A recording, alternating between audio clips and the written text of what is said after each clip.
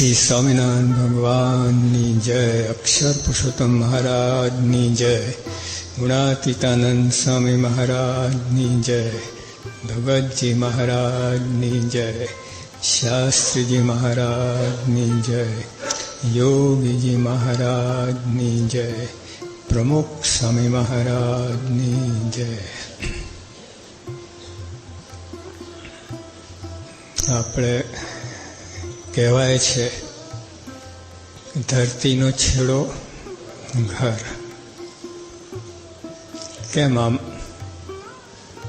આખી ધરતી એને એન્ડ નહીં ને? તમે જોજો, તમે જાત્રાએ નીકળો, ટૂર કરવા નીકળો, ફરવા નીકળો, બધે ફરીને આવો, ઘર તો શાંતિ થાય. જોજો તમે 5 સ્ટાર હોટલમાં રહ્યા હોય, સારી સગવડ બહાર હોય, ત્યાં સગાવાલાને ત્યાં ગયા હોય, બધું, અને તો ઘરે આવીને જે શાંતિ થાય નથી થતી.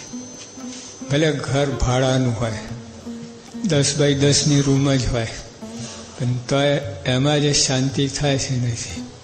એનું કારણ શું છે કે ઘરમાં છે ને સમાજની સલામતી હોય છે. આજે માણસ, દરેક માણસને સમાન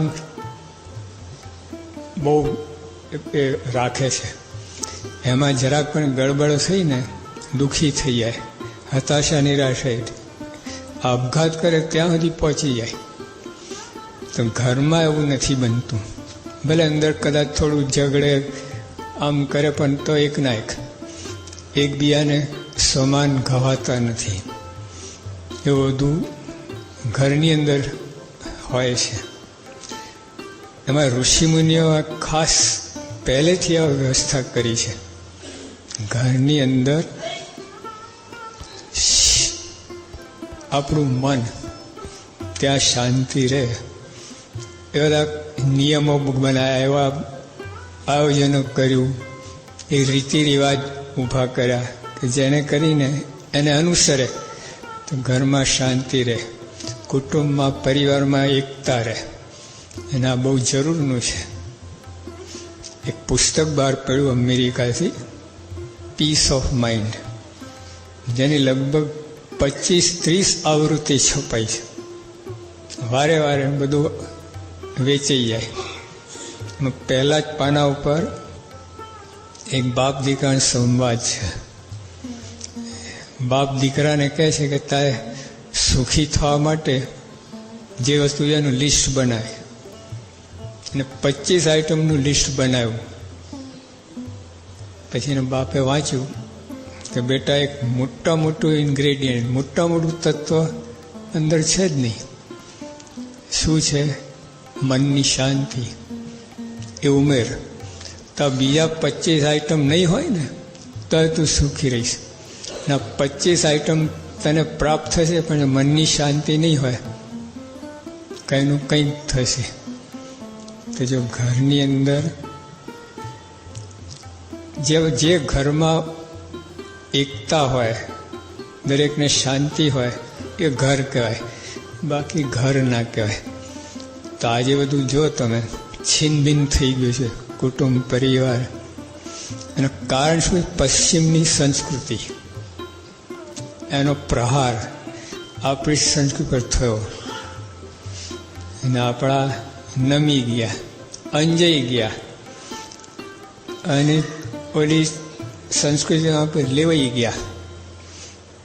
આપણે અહીંથી એક્સપોર્ટ કર્યો, ત્યાંનો કચરો ઇમ્પોર્ટ કર્યો. આ બધા કારણથી આવું થયું. જો આધુનિક થવું ખોટું નથી, પશ્ચિમી થવું ખોટું છે. આધુનિક એટલે મોડર્ન, પશ્ચિમ એટલે વેસ્ટર્ન, અને આપણું દેશી ઓરિએન્ટલ. તો 3 સંસ્કૃતિ. તો જો આજે પ્રમુખ સ્વામી આધુનિક તો છે જ. ગાડું જોડીને લંડન ક્યારે પહોંચે? પ્લેનનો ઉપયોગ કરે છે. આધુનિક છે, પશ્ચિમી નથી. પશ્ચિમનો તો દેહ ઉપર જ ગયા છે લોકો. દેહની સુખ સાહેબી સગવડ ઉપર જ, દેહને લાલન પોષણ પાલન એના ઉપર જ, દેહના સુખ ઉપર. અને દેહનું તો આપણા શાસ્ત્રો મહારાજે પણ કહ્યું, દેહનું સુખ ક્ષણિક છે. આ પંચ વિષયનું સુખ ક્ષણિક, નાશવંત અને તુચ્છ, આ ત્રણ વાત કરી છે. સામે ભગવાનનું સુખ અવિનાશી, અનંત, અપાર, જો શાશ્વત, આ બધી વાત કરી. તો પશ્ચિમ સંસ્કૃતિમાં આ દોષ આવે છે, દેહ ઉપર જ છે. એથી આગળ વિચાર કર્યો. આજે તમે જેટલો સંશોધનો જુઓ, મન આત્મા એટલે કોઈ છે જ નહીં, બધો દેહ માટે. એમાં તો એ લોકો નંબર 1 મારી જાય નંબર. હા, દેહની સગવડ માટે જે બધું કર્યું છે, પણ એથી આગળ નહીં. દેહ તો વિકારી છે, નાશવંત જ. એની પાછળ આટલો મોટો સમય, 24 કલાકનો દિવસ એમાં ખોઈ નાખે, આ કરે. એ તો કૂતરા બલાડા કરે છે દેહ માટે. તો આપણે એમાં કહ્યું નવું શું કર્યું? નરસિંહ મહેતા કહ્યું, જ્યાં લગી આત્મા ચીનો ત્યાં લગી શરીર સાધના વૃથા. આપણા ઋષિ મુનિઓ આ ઘરની વ્યવસ્થા એટલી સુંદર કરી આપી હતી કે આત્મ સાધના થઈ શકે, આપણે ઉર્ધ્વગતિ આપણી થઈ શકે. આ મનુષ્ય દેહ કહીને પૂર્ણ કર્મ, આવી બધી વિચાર આવે, અસલી આદર્શ માનવ થાય, આદર્શ કુટુંબી થાય, વડીલ થાય, બધું અંદર એ વ્યવસ્થા કરી. પણ અત્યારે આ બધું છીન બિન થઈ ગઈ છે. મુંબઈમાં એક કુટુંબ હતું, 125 માણસ એક રસોડે જમતું હતું. યોગી બાપાના વખતમાં મેં કેટલી વાર દર વર્ષે ત્યાં બાપાનો એક વાર જમવાનો પ્રોગ્રામ હોય. 7 ભાઈનો વસ્તાર હતો. આજે એક નામ નિશાન નથી. જો આવું છે. એટલે અમને 6 ભાઈ તો પડ્યા હતા. 7મા ભાઈ પરણા ને એકદમ આધુનિક ભાઈ હશે, બધું એનું મન ધારું કરે, કોઈને સાંભળે નહીં, આ નહીં. એનો રંગ બીજા પત્નીઓને લાગ્યો અને પછી તિરાડ પડી. 4 ભાઈ આમ, 3 ભાઈ આમ, પછી 2, પછી એમ કહીને બધું સાફ થઈ ગયું. વિચાર કરો. તો જો આમ લેખાય બહુ સારું લાગે. પશ્ચિમનું બધું છે ને, રહેણી કહેણી, આમ એટિકેટ ને આમ બોલવું ચાલવું, યસ નો, આમ અંગ્રેજી ફાળે, આમ આપણે અંજાઈ જઈએ. એનું ગો નહીં, ધક્કો બહુ નથી વાગતો. કજ્જો, ક્લેશ, કંકાશ ઉત્પન્ન થાય. આત્મા બાજુ જાય તો શાંતિ. જો આ 3 વસ્તુ મળે, શરીર, મન ને આત્મા. બરાબર? શરીર, મન, આત્મા. મન વચ્ચે છે. જો મનને તો શરીર બાજુ ફેંકો ને તો મન અસ્થિર થાય, કારણ કે શરીર અસ્થિર છે. મનને તો આત્મા બાજુ ફેંકો તો આત્મા સ્થિર છે, તો મન સ્થિર થાય. સ્થિર મન સુખ, અસ્થિર મન દુઃખ. જો એટલે આપણા ઋષિ મુનિઓ વ્યવસ્થા એ કરી કે મન અને આત્મા, એમાં ખાસ મન, આત્મા મન દ્વારા કામ કરે, એટલે મનની શાંતિ રહે, એ વ્યવસ્થા કરી. તો એમાં કુટુંબમાં એકતા હોય તો દરેકને શાંતિ થાય અને સમગ્રપણે શાંતિ થાય. પશ્ચિમ સંસ્કૃતિ આ બધું તોડી નાખ્યું. હવે આપણે કાર્ય કરીએ છીએ તો જો કોઈ પણ જગ્યાએ તમને જો ઘરની અંદર શાંતિ ના હોય, મનમાં શાંતિ ના હોય, તો તે કાર્ય શું કરો તમે? અને કરો બરકત કેવી આવે? એમાં સુખ આનંદ ના આવે. ઢસરડા ઔપચારિક પછી થાય, ધક્કાબાજી. હવે તો એન્જિન થવાનું છે, ડબ્બો નહીં. તો જો આ એટલે કુટુંબની શાંતિ બહુ જરૂરની છે. તમને લાગતું નથી, ખ્યાલ નથી આવતું. તૂટતો એમને કોતરતો રહે. એમ ઝીણો તાવ હોય ને, એ માણસ સાજો ના ગણાય, માદો ના ગણાય. અને ભૂકા બોલી જાય એના શરીરના, કોતરી ખાય ઝીણો તાવ, અને આખું દુર્બળ કહી નાખે. આ મનની અશાંતિ હોય ને કુટુંબ, કોઈને ખબર ના પડે અને છતાં બધા દુઃખી થાય, બધા મન ધારું કરવા લાગે. સહન શક્તિ, સમજ શક્તિ બંનેનો અભાવ થઈ ગયો. સમજ શક્તિ ને સહન શક્તિ હોય ને કુટુંબમાં, પાછી એક થઈ જાય. તો આ બધું ગયું બધું. એટલે ટૂંકમાં કહેવાનું શું કે આ ઘરની શાંતિનો વિચાર કરવો પડે. આપણે એમને કાર્ય કરીએ છીએ કે ઘરમાં શાંતિ કેમ રહે, એકતા કેમ રહે. પારિવારિક એકતા વિશે જ છે. પ્રમુખ સાહેબને પૂછવામાં આવ્યું કે સ્વામી પારિવારિક એકતાના ઉપાયો બતાવો. તો કે લિખત હૈ સંત સુજાણ, કેલેન્ડર બહાર પાડ્યું ને એમાં 6 દિવસનો 6 પહેલી બીજી 6ઠી તારીખનો એ પાના ઉપર લખ્યું છે લિખત હૈ સંત સુજાણ. પછી એની અંદર આ વાત આવે છે પારિવારિક એકતાના ઉપાય. સ્વામી કહું સત્સંગ, ઘર સભા, એકબીજાને સમજવા કોશિશ કરે, ચોથું મોટું મન રાખે. 4 વાત લખી. તો જો આપણે હવે એકબીજાને સમજવાનું ત્યાંથી શરૂ કરીએ તો 7 habits of highly effective people આ નામનું એક પુસ્તક બહાર પડ્યું છે. એટલે જે આખી દુનિયામાં જેને આમ ખૂબ પ્રેરણારૂપ બન્યા છે અથવા જેની અસર લોકોના જીવન પર ખૂબ થયેલી છે એની 7 ટેવો હોય છે.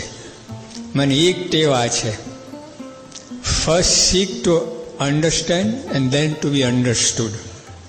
સીક first to be understand and then to. એટલે પહેલાં તમે સમજો, સાંભળો, પછી એ તમને સમજે એ આશા રાખો, અપેક્ષા રાખો. તમે પહેલાંથી એમાં કે એ મને સમજે, ઊંધું નીચે ઉતરવાનો માર્ગ આવ્યો, ઉપર ચડવાને બદલે આવું થયું. તેની અંદર આ વાત આવે છે કે હવે સમજવા માટે સામી વ્યક્તિને ત્યાં સમજવી પડે અને સાંભળવું પડે. એનું જે બોલે ને એ સાંભળવું પડે શાંતિથી. બધું બાજુ મૂકીને, પૂર્વગ્રહ મૂકીને, પહેલો એનું જે ચિત્ર હોય આપણે બધું બાજુ મૂકીને શાંતિથી એ સાચું જ બોલે છે માનીને સાંભળો. એ સાંભળે પછી એના જે શબ્દો છે ને, શબ્દ ઉપર નહીં જવાય, શબ્દના અર્થ ઉપર નહીં, શબ્દના ભાવ પર જાઓ. હા, શું કહેવા માંગે છે. એટલે જો આપણે પતિ પત્નીની વાત કરે, પતિ પત્નીને કહે કે ફરવા જવું છે, પત્ની શું કહે છે, કાંઈ જવું નથી, તમે ક્યારે લઈ ગયા છો. જો આ વાત થઈ. હવે આમાં જો શબ્દ ઉપર જશો તમે, બુઠ્ઠા હશો તમે, લાગણીહીન હશો તો તમે શું જવાબ આપવાના? કાંઈ નહીં, બેસી રહે, હવે માર ઘરમાં પુરાઈ રહે. આ તો તને કહું ને તને કોણ પૂછે. આ જવાબ ક્યારે આવે? શબ્દના અર્થ ઉપર તમે ગયા તો. એનો ભાવ પર જાઓ તો એ નામાં હા છે, કાંઈ જવું નથી પણ એ નામાં હા છે. હા, તમને મીઠી ટકોર કરે કે તમને આજે સૂઝ્યું એમ. તો જો આપણે જો સમજી ભાવને પકડાવે તો શું કહી, હા બરાબર છે, આપણે કોઈ આવી મેં વાત કરી નથી, ચાલો બધું પહેલાં ભૂલી જાય, ચાલ આપણે જઈએ અને પછી હવેથી સાથે જઈશું. બેમાં કેટલો ફેર પડી ગયા. ભાવને પકડો ને. બે ભાઈઓ હોય, ઓળખાશ, એટલે 15 વર્ષથી ભેગા, એક જ પેટે જન્મ લીધા છે, એક જ સરખો ખોરાક, કપડાં, લત્તા, ઉછેર તમારો બધી એક સરખું જ છે. 15 વર્ષથી ભેગા જ છો, નામ, કુટુંબ બધું ઓળખે જાણે છે. અરે આવી ઓળખાણ તો, બહારની ઓળખાણ તો તમે 5 મિનિટમાં થઈ શકે છે. 15 વર્ષે હજુ ઓળખ્યા નથી. એમાં જો ભાવ પકડો તમે, શબ્દના અર્થને નહીં. એક શું કહેવા માંગે, મારી શક્તિને પહેચાને છે એમ. ઓળખો છે એટલે આ, હા ઓળખે છે આમ કહે છે. તો જે આવી રીતે એટલે 3 પ્રકારથી સાંભળવાનું થાય છે. એક તો કાનથી, બીજું આંખથી અને ત્રીજું હૃદયથી. તો આ કાનથી તો આપણે 2 વસ્તુ જોઈ સાંભળી. આંખથી શું? તો તમે કાર્ય કરો છો બરાબર. સામે બધા વડીલો છે, સમજતા ના હોય એટલે તમે પછી જરા ગુસ્સે તમે વર્તો કઈ રીતે? હાથ ઉપર પછાડીને કહો કે મારા ગુરુ બેસી જાઓ બેસી જાઓ. લો, હવે જો એની અંદર ગુરુ કહે છે, અંદર ભાવ શું છે? શિસ્તમાં રખાવાનો અતિ આગ્રહ છે, ગુસ્સો પણ છે થોડો. અંદર ભાવ શું છે? ગુરુ શા માટે કહે? એક સારી રીતે, પણ એને કહેવાનો ભાવ શું છે? શિસ્તમાં રહો, અતિ આગ્રહ છે. તો જે આ રીતે સામી વ્યક્તિના શરીરના હાવભાવ એના ઉપરથી તમે સમજો એ શું કહેવા માગે છે. એટલે આંખથી સાંભળો, વ્યક્તિને ભાવ ઉપર ખ્યાલ આવી જાય આપણને. જો આપણે બેઠા હોય ને ગયા કોઈને ઘરે, પછી ગઈ આવો એનું એટલે જાઓ. હા, અને જે ટોન છે, શબ્દ છે આવો, એટલે એને ગમ્યું નથી તમે આ ટપકી પડ્યા છો. હા, પણ જાઓ બાપા જાઓ. તમે એટલે અમે જોયું ટીવી વખતે આપણા કાર્યકર ગયા હતા, હજુ આવી કાલે આવશે.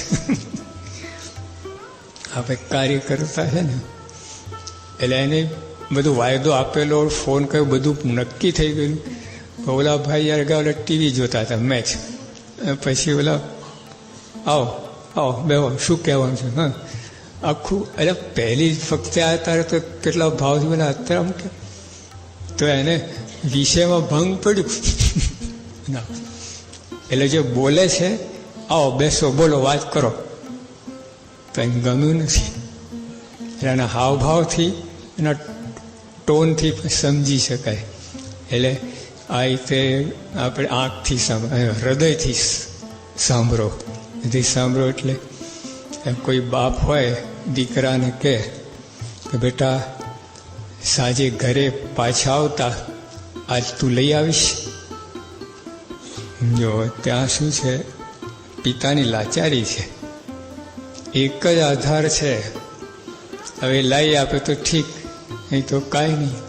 જો કોને કે પૈસા ક્યાંથી લાવવા, બધું પ્રશ્ન હોય. હવે તે વખતે જો સમજે છે પિતા વાત કરે તો સમજાય. પહેલાં ભાવ છે, એ લાચારી છે, ભાવ ના પકડીએ તો પછી તકરાર થાય અંદર. એટલે આ રીતે જે સાંભળી વ્યક્તિને સાંભળવી આ 3 રીતે સમજાય. એક તો કાનથી, આંખથી ને હૃદયથી. ઘણી વાર શું છે કે પ્રમુખ સાહેબ ઘણી વાર કહે છે કે સામા મારી પ્રકૃતિ ઓળખી રાખવી. દરેકની પ્રકૃતિ જુદી હોય. પ્રકૃતિમાં બોલે છે, કટાક્ષ કરે, આ કરે, તે કરે, રીસ કરે, આમ ભરડાય ઠરડાય, આપણને હોશિયારા કરે, એ બધું થાય પ્રકૃતિને લીધે. જો ઓળખી રાખી હોય ને તો ધક્કો ના થાય આપણને, આમ એ ના થાય.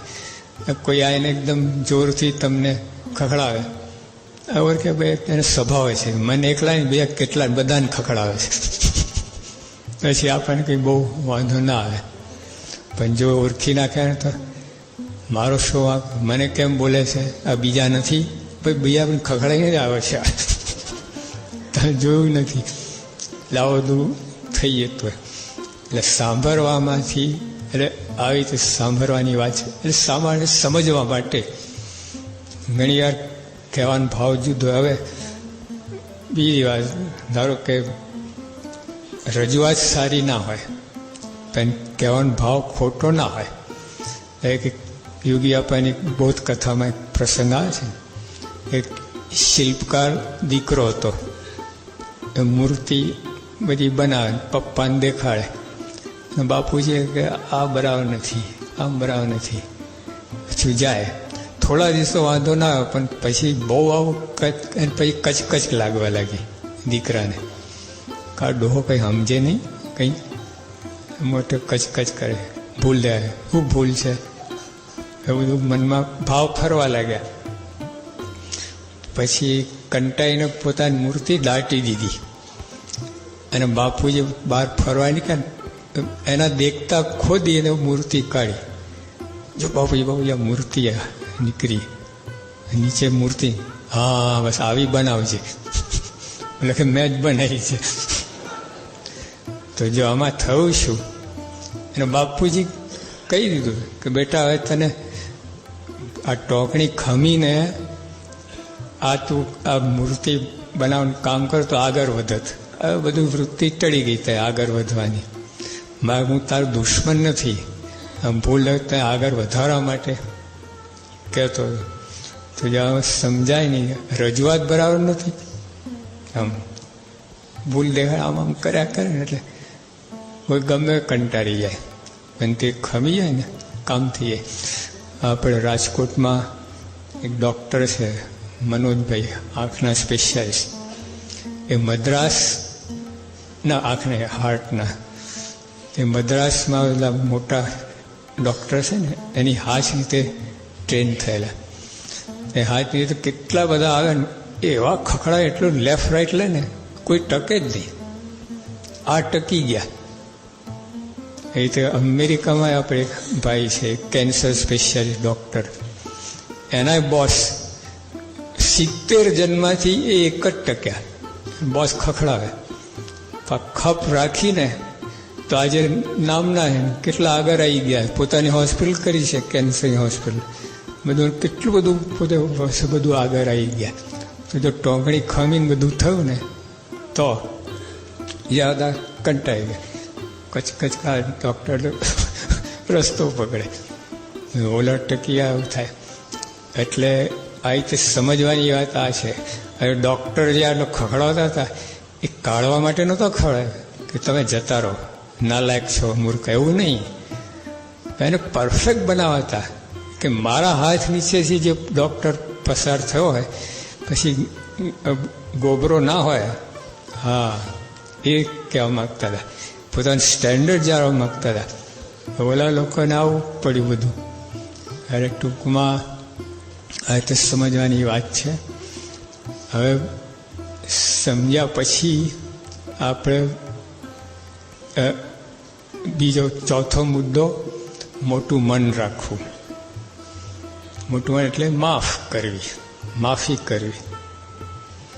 જે શાસ્ત્રી મહારાજ આમલીપોર મંદિર છે ને અમદાવાદમાં, ત્યાં બિરાજમાન હતા. શાસ્ત્રીમાં એક હરિભક્તને એક બીજા હરિભક્ત પાસે પૈસા અપાવેલા. એટલે આ અમદાવાદમાં જ રહેતા હતા, ત્યાં એ પાસે બીજા હરિભક્તને પૈસા અપાવેલા.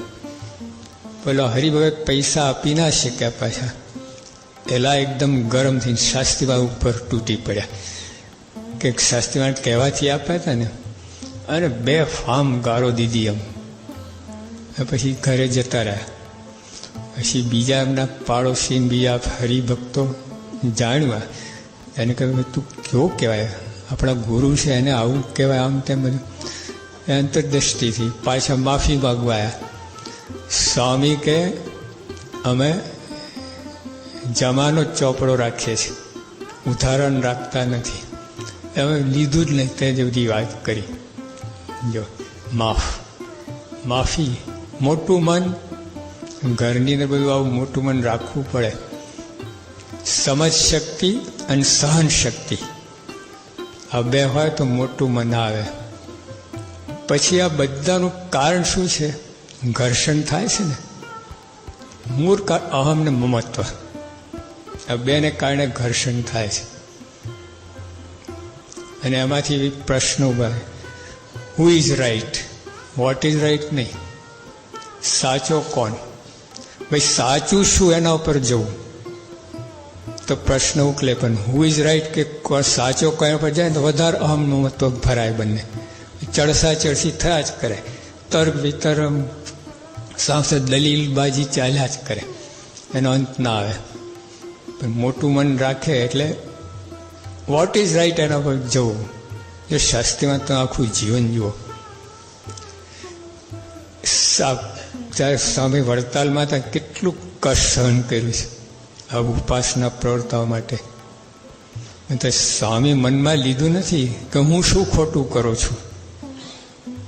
શ્રીજીમાની આજ્ઞા છે, આ ઉપાસનાની વાત એમને કહી છે, એ જ પ્રવર્તાવ. લોકો શું કામ મારી પાછળ પડ્યા છે, હું વિચાર ના કર્યો. વોટ ઇઝ રાઈટ, ઉપાસનાનું પ્રવર્તન થાય, બસ એ જ. હુ ઇઝ રાઈટ નહીં. હુ ઇઝ રાઈટ તો સ્વામી એક ડગલું આગું ના ભરી શક્યા. તો આપણે કુટુંબની અંદર પણ આવું મોટું મન રાખવાનું છે. આ બે કલમ હોય ને, એકબીજાને સમજવાનો આપણે જો પ્રયત્ન હશે અને મોટું મન રાખીશું તો આ બે કેવી રીતે આવે? એનો ઉપાય છે ઘર સભા. ઘર અદ્ભુત ચમત્કારો થયા છે. જેને એને ઘર સભા કરીને એક આજ્ઞા તરીકે પાડી છે. આવું કંઈ પરિણામ લાવવા માટે કે આવું કંઈ પરિણામ આવે એ અનુભવ કરવા માટે કે પ્રયોગ નથી કર્યો. ઘર સભા જેને જેને આ કરી છે ને, એક એની પાછળ આ જ હેતુ. તમને આજ્ઞા, બાપાની આજ્ઞા, બાપા રાજી થાય એટલા માટે. એમાંથી પછી નીકળ્યું બધું. જેલા અલાઉદ્દીનને ચિરાગ છે ને, એનું જાદુઈ ચિરાગ, અલાઉદ્દીન જાદુ છે. ત્યાં ઊભા રહીને જે કંઈ સંકલ્પ કરે બધું ચમત્કાર થાય, જાદુ થાય બધું. ઘર સભા એવી જ છે. આપણા હરિભક્તો, જૂના હરિભક્તો, કાર્યકરો બધા જેને આજ્ઞા પાડી ઘર સભાની, બધાને અનુભવ થયો છે. દિવ્ય ચમત્કારિક અનુભવ. આમ કેટલાક પ્રશ્નો ઉકલી ગયા છે. આમ છે ને, જે તમે સાયકોલોજિસ્ટ એટલે આપણા મનોચિકિત્સક, સાયકેટ્રી, સાયકોલોજી ડૉક્ટરો, એની ટ્રીટમેન્ટ લો ઘર માટે બધા, અથવા કોઈ બીજા આયોજન ઉપાયો કરો તો આવક ઘરની વધારો. તમે એમ લાગે કે આર્થિક પ્રશ્ને લીધે આ બધું અશાંતિ છે, એકબીજાના ચીડિયા સ્વભાવ થઈ ગયા છે. નો, એ બધું ભ્રમ છે. મૂળમાં તો આ વસ્તુ છે. એટલે આવું બધું તો ગમે વ્યવસ્થા કરો પણ એનાથી સફળતા ના મળે, ઘર સભાથી મળે છે. હા, સીધું ફટદંડ પરિણામ. 3 મહિનાની અંદર પરિણામ આવે છે. એટલા સુંદર પરિણામ આવ્યા છે ને. જો આપણે આ જૂન મહિનાનો અંક સ્વામિનારાયણ પ્રકાશ આખું એના ઉપર જ છે. આખું અંગ વાંચવા જેવું છે. બધાએ એક એકના અનુભવ વાંચવા જેવા છે. હા, આપણને ઘર સભા બાળ મંદિર લાગતી હોય એ અંક કોણ વાંચે? છે સારું છે બધું, બસ આમ શું સારું છે. અને હવે હરિભક્તો, હવે એ તો હું હરિભગત છું. લો બરોબર, પણ એનો પ્રસંગ શું? આવું બધું મનમાં થઈ જાય ને, વાંચે નહીં. બધું વાંચે બરાબર. ઘર સભા છે ને, આપણે શું કામ નથી કરતા ઘર સભા? મૂળ કારણ આ છે કે સામાન્ય લાગે છે, હાવ બાલ મંદિરનું કાર્ય લાગે છે. અને આપણે તો કાર્ય કરતા છીએ. પ્રાગનો પરીક્ષા આપેલી છે, 15 વર્ષથી નિર્દેશક છીએ, આ છે તે છે. ઘર સભા શું? એ 1000ની નોટમાં 5-5ની 10-10ની કેટલી નોટો આવી જાય. અમે જે કાર્ય કરીએ છીએ એમાં ઘર સભા તો 5ની નોટ છે એમ માને. એન્જિનિયર હોય ને, બી થયો હોય તો 12મું ધોરણ તો અંદર આવી જ જાય ને. 12મા ધોરણમાં 80-85% તો જ એન્જિનિયર થઈ શકે ને, એડમિશન મળે. એટલે આપણે એવું માનીએ છીએ કે આપણે કાર્ય કરતા છીએ, જૂના છીએ, કેટલા વર્ષોથી આ કરીએ છીએ, શિબિરો ભરીએ છીએ, જનસંપર્ક કરીએ છીએ, રોજ આંટા મારીએ છીએ, હરિભક્તતા જે બધું કરીએ, એટલે બાળ સભા તો ઓર્ડિનરી વસ્તુ છે. એની બધું આવી જાય અમારે. 5ની નોટ, 1000ની નોટની એટલું. એવું નથી. ઘર સભાનો પ્રભાવ જુદો જ પડે છે. આ પ્રમુખ સ્વામી દેન છે ઘર સભા, એમનું પોતાનું મૌલિક પ્રદાન છે. કોઈ ફટ લઈને બોલ્યા સ્વામી, આ પારિવારિક એકતા માટે સાહેબ 4 મુદ્દા એકદમ ફટ લખી નાખ્યો પોતાના હસ્તાક્ષર. વિચાર કરો પણ નથી. આમ વિહાંગલોકન, આખું એરિયલ વ્યૂ, આખું એને કે વિઝ્યુલાઇઝર એવું. એ જે ઉત્તર આપે ને એવા ઉત્તર સ્વામી આપ્યા છે. કેટલો બોરો અનુભવ હોય. આ કુટુંબના સાયકલો જુદા હોય, ફેમિલી સાયકોલોજી સાયકલ જુદા હોય, તે અમુકના જુદા હોય. એ એટલો વર્ષોથી બધું પ્રેક્ટિસ કરતા હોય તો આવા ઉપાય ના બતાવી શકે. આમ બતાવી ગયું. સ્વામીની પકડ કેટલી દિયા આ બધી બાબતમાં. મને હજારો કુટુંબને સાંત્વન આપ્યું છે, એમના પ્રશ્નો જાણ્યા છે, એમની સાથે ભર્યા છે, હરીભરી ગયા છે, એમના વડીલ થયા છે, ઘર છત્ર થયા છે કુટુંબમાં. આ બધું બન્યું છે. એને પછી અનુભવ, અને પછી મૂળ તો યોગીઓ કહેતા ને, ભગવાન સૌનું ભલું કરો. આ ધડ પડે એમની અંદર ભાવના છે. બધા દુશ્મન હોય, દુશ્મન માન્યા જ નથી. પ્રમુખ સાહેબ ઝેર આપનાર એને પોતાના દીકરા તરીકે રાખ્યા છે. બોલો, પ્રમુખ સાહેબ ઝેર આપનાર દીકરા રાખ્યા છે. આવી ભાવના હોય તો એ સામાન્ય કઈ સમજી શકે, ફટમ સમજી શકે. અને સમજે તો જ કામ થાય. સમજો ને ત્યાંથી કામ ના થાય. નિદાન, ડૉક્ટર નિદાન કહે રોગનું તો તરત પછી ગોળી કામ કરે, દવા કામ કરે. નિદાન ના થાય તો ફેરો પ્રયોગ જ કરે કે આ દવા આપે, આ આપે, આ આપે, આપે. સાંકરી હતો, નિમોનિયા થયેલો, પણ પકડાય નહીં. એટલે ડૉક્ટરે પહેલાં મલેરિયાની દવા આપી. નિમોનિયમ જ્યારે ઉટાણું દુખાય છે એ ના થયું. પછી બીજી દવા બદલી. પછી ત્રીજી તો બીજા ડૉક્ટર આવ્યા જે ખાલી MBBS જ હતા, અને આ તો સુરતના મોટા ડૉક્ટર હતા 3. એ પકડીને ઓલા MBBS પણ જૂના પુરાના હતા. એ તો જ પકડ્યું, આ તો નિમોનિયા છે. જો 2 દિવસમાં તાવ ઉતરી ગયું, મહિનાથી નહોતો થયો. એટલે કહેવાનું છે, નિદાન થાય ને તો કામ થાય. તો 24 દિવસ કાઢી નાખ્યા. નિદાન ના તો આ દવામાં તો ભૂકા બોલી નાખ્યા કે લે એન્ટીબાયોટિકની ગોળીઓ ખાઈ ગયો બધું. તો ઓલો આટલામાં જ કામ થયું 2 દિવસમાં જ. એટલે આમ સ્વામી બાપા છે ને પકડી શકે છે. આમ એમના ઉપાય બતાવ્યું છે ઘર સભાનું. હા, એ આજ્ઞા જ્યાં એને પાડીને અનુભવ થયા છે. એક તો સ્વામી પણ રાજીપો થયો, મોટા મોટો તો એ. હા, અને બીજું આવા બધા અનુભવ થયા છે. તો જો સભાની અંદર, આપણે કુટુંબની અંદર કેટલાય પ્રશ્નો, જો ઘણી વાર એવું થાય તમને એમ લાગે ઘર નથી કે તોય ઘરમાં શાંતિ છે. થાય ને, ઘણા એવા હોય, હશે એવા. અમે ઘર સાથે નથી વધતા, ઘરમાં શાંતિ છે. આજે સાંજે કાલે જ બોમ્બ બ્લાસ્ટ થાય, કહેવાય નહીં. જો આપણે મુંબઈમાં જ આપણે મહિલા કાર્યકર, સંનિષ્ઠ કાર્યકર, એના દિયર, એની દીકરી, હવે એને જ્યારે 56ની વાત આવી 2-3 દિવસ પહેલાં જ 56 કરવા, 2-3 દિવસ પહેલાં જ આ દીકરીએ કહ્યું મેં તો લગ્ન કરી લીધા છે મુસલમાન સાથે 7 મહિના પહેલાં. ત્યાં બોમ્બ બ્લાસ્ટ. સંનિષ્ઠ કાર્યકર, ઓર્ડિનરી નહીં. અને અમેરિકાથી આપણે હરિભક્તની દીકરી પ્રવચન આપે શિબિરોમાં, લો એને મુસલમાન છોકરા પરણી ગયા, ક્રિશ્ચન સાથે પતી ગયું. કેવું કહે. એટલે આજે શાંતિ છે ઘરમાં, પણ કાલે શું થાય કોને ખબર પડે. બાજુનું ઘર સરકતું હોય તો ઓલવા જાઓ કે નહીં? એ તમારું હરગે ઓલું જ પડે ને, બહાર ઓલા પ્રશ્નો જાણવા પડે બીજા અંદર. અને તમે આ જમાનો પણ ઘર સભા એવી એક છે ને, ઇલમ કી લકડી, દેશકાળ લાગે જ નહીં. હા, અંદર એ બધું અંદર ભગવાન ફરે છે ને એવું બધું કાર્ય.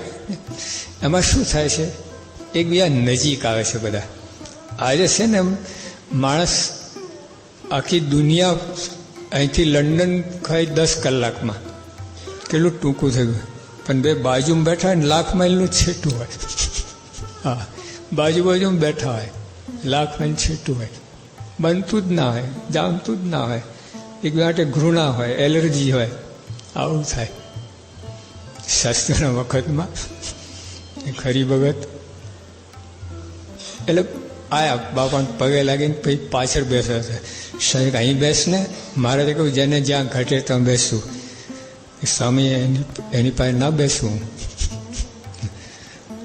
આવું બોલ્યા તો ઓલો હમ કુછ કમ હે કે સામે એ બે હું ઊભો થઈ જઈશ.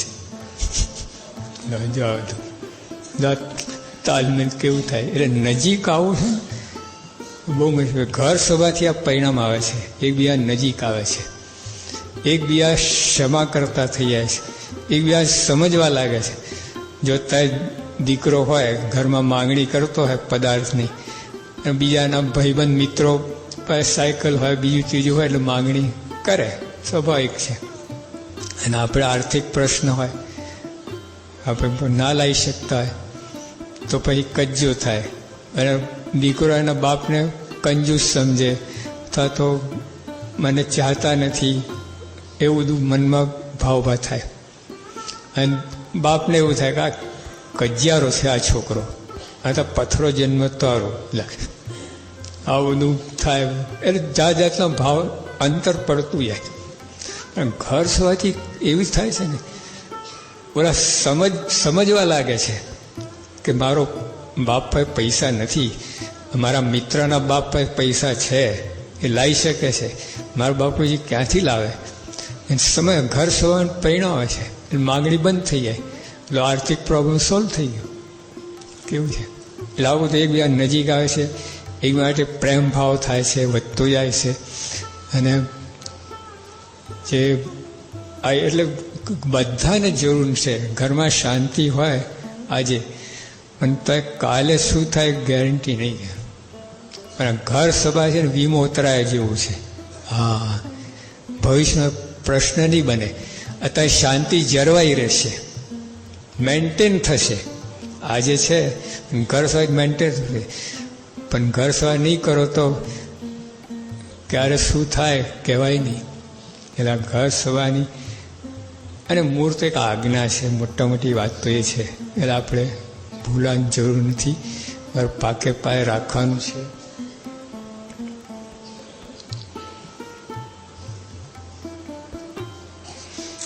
ઘર સવાથી વિખોટા પડેલા, એટલે આમ ભેગા રહેતા તો વિખોટા, બધા મન જુદા જ હોય. તેમાંથી આ એકદમ નજીક આવે છે, એકબીજાને મદદરૂપ થવા લાગે છે. જો લખાય ને સહન શક્તિ અને સમજ શક્તિ, આ બે ઊભી થાય. સહન શક્તિ શું? ફોરગીવ, મન મોટું થઈ જાય બધાને હોય. બધા પ્રોબ્લેમ સોલ્વ નથી થતા, પૈસાની ખેંચ રહે છે જ, પણ પૈસાની ખેંચને કારણે જે પ્રોબ્લેમ ઊભા થયા છે ને એ સમજી જાય છે. એ સમજી જાય તમારે અંદર સમજ શક્તિ આવી ગઈ, ચલાવી લે, ચલાવીને વૃત્તિ જાગે, એકદમ અનુકૂળ થવા લાગે. મન ધારું મૂકી જ દે, બસ આમ જ થવું જોઈએ, ઘરમાં આમ જ થવું જોઈએ, બધું ટળી જાય. એકબીજાનું બધું થવા લાગે, આવું બધું થાય. બધાના હૃદયમાં શું વિચારો આવે છે.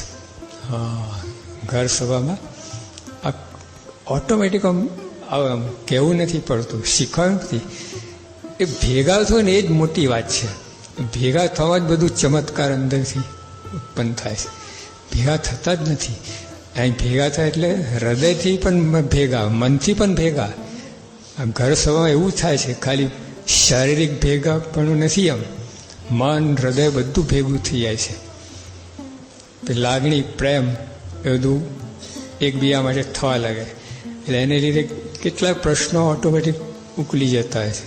ત્યાં કહેવું ના પડે, વિચારવું ના પડે, કાંઈ ના, ખાલી ઘર સાથે કરો ને બધું કેટલું બધું થઈ જાય છે એમને. એટલે આ ટૂંકમાં બધું આપણે કરવા બેસીએ.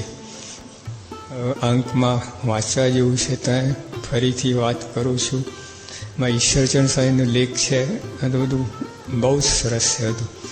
તો બધું તમે જોશો ને, અભ્યાસ કરો તો વધારે સારું. વાંચવા નહીં, વાંચવા મજા નહીં આવે, થોડુંક વિચાર પછી તે પ્રેરણાને આપણે કાર્ય કરીએ તો આ કરવું જોઈએ. તમારે બીજાને ઘર સભા કરાવવાનું છે, તમે ન કરતા બીજા ક્યાંથી બોલો તમે? આ બોચાસનમાં ઘનશ્યામ સ્વામી હતા યોગીઅપ્પાના વખતમાં. પછી એમને પેલું મંદિરનું રંગકામ કરાવતું ઘનશ્યામ સ્વામીને. સારી વાત છે, યોગીઅપ્પાને ગમ્યું. હવે એ સભા હતી, લગભગ 50 હરિભક્તો બેઠા હતા. એટલે યોગીઅપ્પાએ કહ્યું કે બધા લખણી કરો, આ રંગકામ કરાવવાનું છે ઘનશ્યામ સ્વામીને, એટલે આ બધું એમાં ભરો. પછી ત્રિભા કાકા હતા, એમને 50 રૂપિયા લખાયા. પછી બાપાએ કહ્યું ત્રિભા કાકા વાત કરો, આ બધાને ખરડો કરો. તો આવો ઓર્ડનરી ખરડો થયો અને બોલ્યા એવી રીતે, હા કે આ ઘનશ્યામ છે, ઈચ્છા છે, જેને ઠીક લાગે, જેને કંઈક સગવડ હોય તો કરવું. આમ કહ્યું મારી ઢીલું બોલ્યા. યોગીઅપ્પા કહે ત્રિભાગા 1001 લખો. 50 લખ્યા હતા ને, 1001 લખો. પૈસા કે હવે વાત કરો ત્રિભાગા. પછી જે વાત કહી 70,000 થઈ ગયો ખરડો. જો એટલે પોતે કર્યું તો પછી બીજાને કહેવાની હિંમત ચાલી. આપણે ઘર સાફ કરીએ તો બીજાને કે હિંમત ચાલે જ નહીં. મોરું વટા, હા બરાબર છે, આમ કરો, બાપાની આજ્ઞા. અને હવે તો બરાબર આમ પ્રતિથી લાવી જ દેવલા ને. હા, તો આપણે ઘર સભા એક ઉપાય, 4 ઉપાયમાં ગ્રહ શાંતિ માટે. આપણે ઘરમાં શાંતિ હશે ને, અને શાંતિ છે જળવાઈ રહે, મેન્ટેન થાય, બધા માટે આ ઘર સાહેબ ઉત્તમ. અને પ્રમુખ સાહેબ પોતાની આ અંગતતા પસંદગીવાળી આ ઘર સભા છે, એમનું માનસ પુત્ર છે, એટલે આપણે એને પાલીએ પોષીએ. એ જ સદાનંદ સાંઈ મહારાજ.